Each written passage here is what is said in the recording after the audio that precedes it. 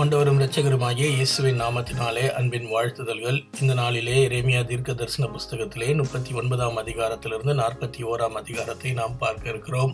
39ஆம் அதிகாரம் பாபிலோன் ராஜா வந்து எருசலேமை சிறைப்பிடித்ததான காரியத்தை குறித்து கூறுகிறது.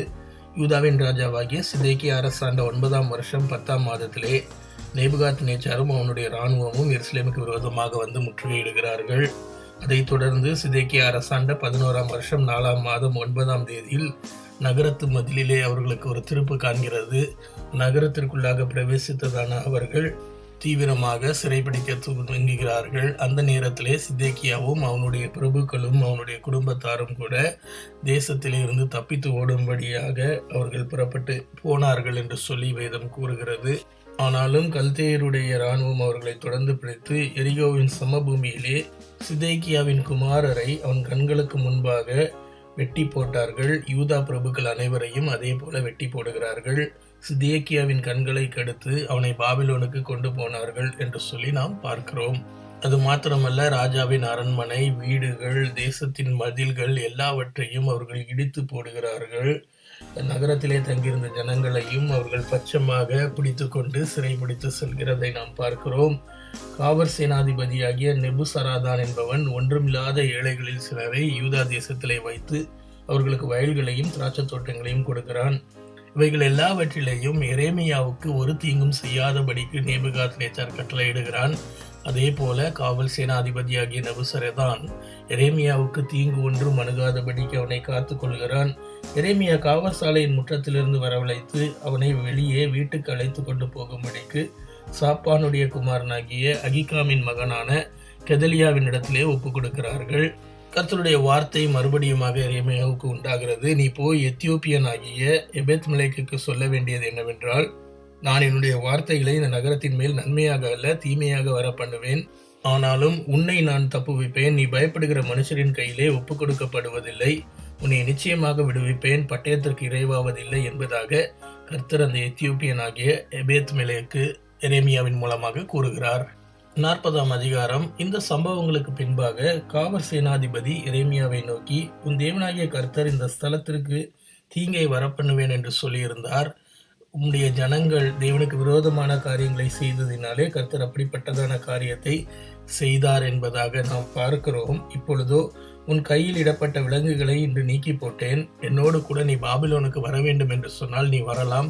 இல்லை, இங்கேயே நான் தங்கிக் கொள்கிறேன் என்றால் இந்த தேசம் உனக்கு முன்பாக திறந்திருக்கிறது, உன்னுடைய இஷ்டப்படி செய் என்று கூறுகிறான்.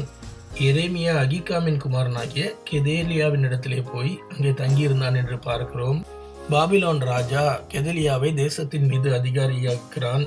எரேமியாவின் விசாரிப்பிலே தேசத்தில் உள்ள ஏழை புருஷர்கள், ஸ்திரீகள், குழந்தைகள் கொடுக்கப்படுகிறார்கள். இந்த செய்திகளை வெளியிலிருந்த இராணுவத்தை சேர்ந்தவர்கள் கேட்ட பொழுது அவர்கள் கெதலியாவின் இடத்திலே வருகிறார்கள். அப்பொழுது இந்த கெதலியா இராணுவத்தின் சேர்வைக்காரரை பார்த்து, நீங்கள் கல்தேயரை சேவிக்க பயப்பட வேண்டாம், நீங்கள் தேசத்திலிருந்து பாபிலோன் ராஜாவை சேவியுங்கள், அப்பொழுது உங்களுக்கு நன்மை உண்டாகும் என்று கூறுகிறதை நாம் பார்க்கிறோம். நான் மிஸ்பாவிலே குடியிருக்கிறேன். நீங்களும் போய் திராட்சரசத்தையும் பழங்களையும் எண்ணெய்களையும் சேர்த்து உங்கள் பாண்டங்களில் வைத்து உங்கள் வசமாக இருக்கிற ஊர்களிலே குடியேறுங்கள் என்று அவர்களுக்கு அறிவுரை கூறுகிறான். அப்படியே எல்லா யூதரும் கூட செய்தார்கள் என்று பார்க்கிறோம்.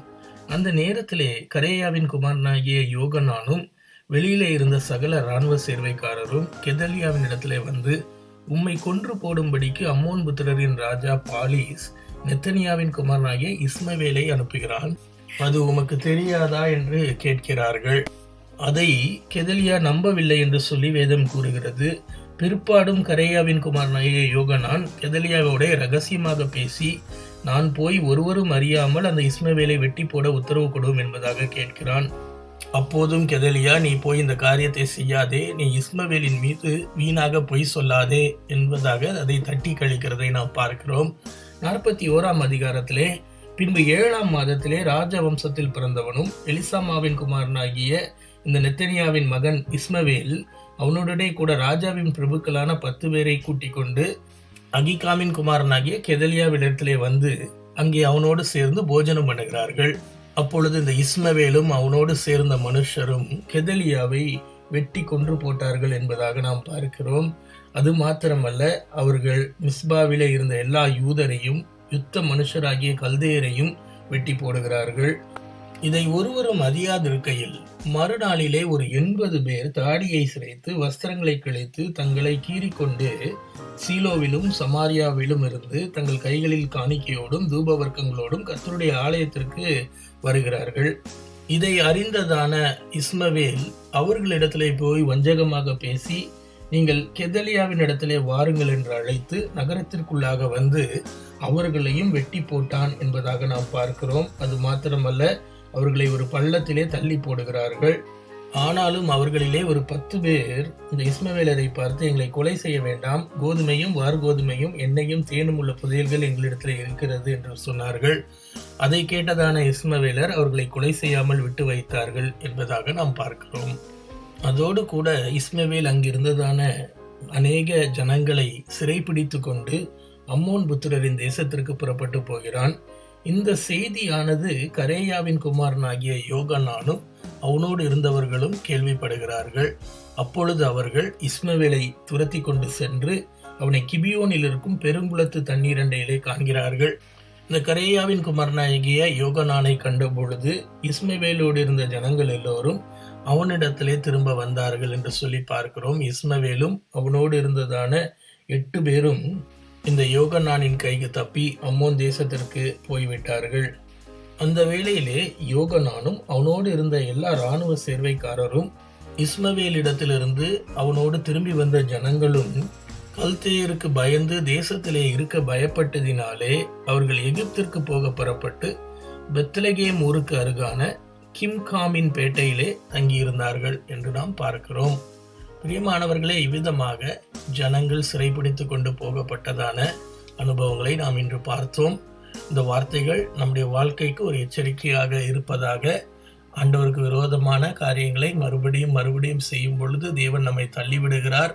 நம்மை ஒருவரும் ரட்சிக்க கூடாதபடிக்கு நாம் தள்ளப்பட்ட நிலைமையிலே காணப்படுவோம்.